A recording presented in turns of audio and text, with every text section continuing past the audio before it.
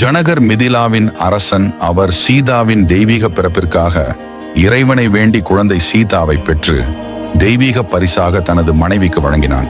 சீதை தெய்வீக அழகுடன் வளர்கிறாள். ஜனகன் ஒரு சுயம்வரத்தை நடத்த திட்டமிடுகிறார். அங்கு சீதையின் வேட்பாளருக்கு ருத்ரனின் வில் எடுக்கும் சவாலை அரசன் அறிவிக்கிறான். ராமர், லக்ஷ்மணன் மற்றும் விஸ்வாமித்திரர் ஆகியோர் சுயம்வரத்திற்காக மிதிலாவுக்கு பயணம் செய்கிறார்கள். வழியில் சோனா நதியில் ஓய்வெடுக்கிறார்கள். ரிஷிகளும் இளவரசர்களும் கங்கையை வந்தடைகிறார்கள். புண்ணிய நதியில் நீராடுகிறார்கள், தர்ப்பணம் செய்கிறார்கள், ஆசிரமம் அமைக்கிறார்கள். ரிஷிகள் பூஜைகள் செய்து உணவு சமைத்து கங்கையின் கதையை சொல்கிறார்கள். ஹீமவான் கங்கையை தேவர்களுக்கு அனுப்புகிறார். உமா சிவனை மணக்கிறார்.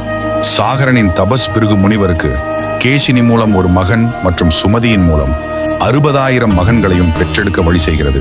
60,000 மகன்கள் வலிமையான இளவரசர்களாக வளர்கிறார்கள். ஆனால் அசமஞ்சஸ் ஒரு கொடூரமான பைத்தியக்காரனாக மாறுகிறார். 60,000 இளவரசர்கள் திருடப்பட்ட பலிகுதிரையை தேடுகிறார்கள். அவர்கள் அதை கபில முனிவரின் ஆசிரமத்திற்கு அருகில் உள்ள படாலத்தில் காண்கிறார்கள். அவரை திருடன் என்று தவறாக நினைத்து கபிலனை தாக்குகிறார்கள். அவர் தனது தெய்வீக பார்வையால் அவர்களை சாம்பலாக்குகிறார். குதிரையை கண்டுபிடித்து இளவரசர்களின் தலைவிதியை அறியும்படி அம்சுமனிடம் அரசன் சாகர கட்டளையிடுகிறான். அம்சுமன் பாதாளத்திற்கு பயணிக்கிறான்.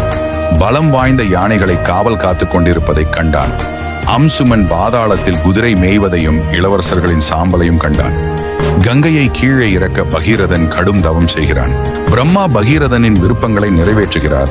ஆனால் கங்கையின் வம்சாவளி பூமிக்கு மிகவும் சக்தி வாய்ந்ததாக இருக்கும் என்பதால் சிவனிடம் பிரார்த்தனை செய்யும்படி அறிவுறுத்துகிறார்.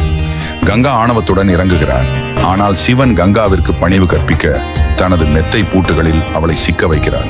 பகீரதன் கங்கையை விடுவிக்க அதிக தவம் செய்கிறான். கங்கை முனிவர் ஜானுவின் மேடையை சேதப்படுத்துகிறார். அவன் அவளை குடித்தான். ஆனால் பின்னர் அவளை அவன் காது வழியாக விடுவித்தான். பகீரதன் இறுதியாக தனது முன்னோர்களுக்கு சடங்குகள் செய்தான்.